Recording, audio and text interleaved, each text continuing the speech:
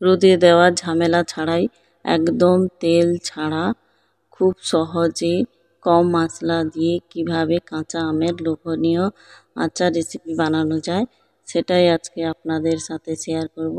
নমস্কার বন্ধুরা, সুমি রান্নাঘর চ্যানেলে সবাইকে স্বাগত জানিয়ে আমি আজকে নিয়ে চলে এসেছি কাঁচা আমের মুরব্বা রেসিপি নিয়ে। এই রেসিপিটি দেখতে যতটা সুন্দর, খেতেও কিন্তু খুব টেস্টি হয়। আর বাড়িতে একবার বানিয়ে আপনারা দেখবেন, বাচ্চা থেকে বড় সবাই কিন্তু খুব পছন্দ করবে। তো চলুন রেসিপিটি দেখে নেওয়া যাক। এই আচারের জন্য আমি 500 গ্রাম মতো আম নিয়েছি। মিডিয়াম সাইজের আমগুলো নিয়েছি। আমগুলো ধুয়ে খোসা ছাড়িয়ে গোল শেপ করে কেটে নেব। এই যে দেখুন, একদম পাতলাও করে নিই, মিডিয়াম সাইজ করে গোল করে কেটে নিয়েছি। এরপর একটা পাত্রে জল নিয়েছি, তাতে 2 টেবিল চামচ লবণ দিয়ে দেব। লবণ দিয়ে আমগুলো 10 মিনিট মতো ভিজিয়ে রেখে দেব।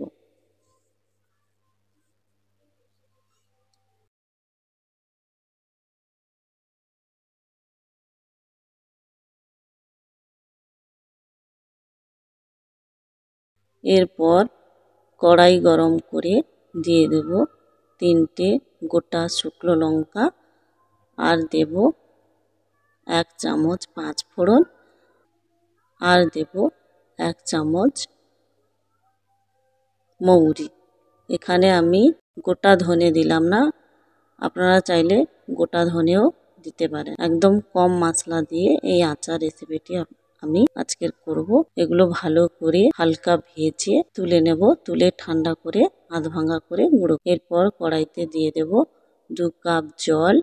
জল গরম করে দিয়ে দেব 500 গ্রাম মতো চিনি। এখানে আমি 500 গ্রাম মতো চিনি নিয়েছি, আপনারা পরিমাণ মতো চিনিটা দেবেন। তো বেশি দেওয়ার চেষ্টা করবেন, কারণ এই আচারটি মিষ্টি হবে, বেশি টক হলে ভালো লাগবে না। এইভাবে নাড়াচাড়া করে আমি 10 মিনিট মতো ফুটিয়ে নিয়েছি। এইভাবে ফুটে উঠলে, চিনিগুলো মিলেই ফুটে উঠলেই দিয়ে দেব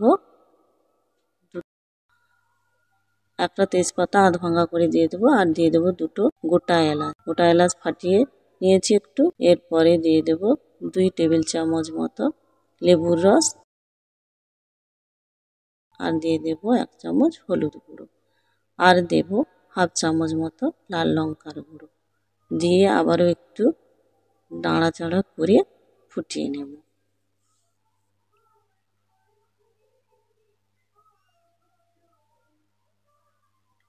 এরপরেই দিয়ে দেব আগে থেকে কেটে ভিজিয়ে রাখা লবণ জলে আমগুলো। আমগুলো জল ঝরিয়ে ভালো করে দিয়ে দেব।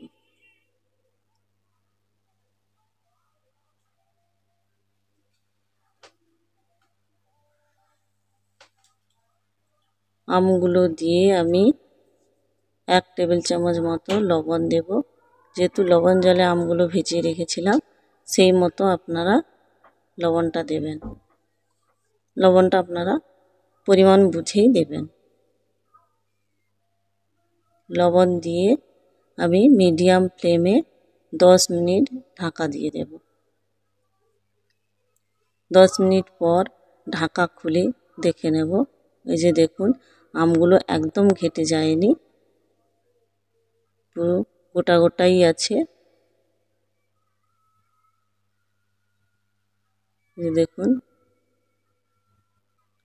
এই আচার রেসিপি আপনারা একটু বেশি করে করবেন, আমি এখানে অল্প করেছি।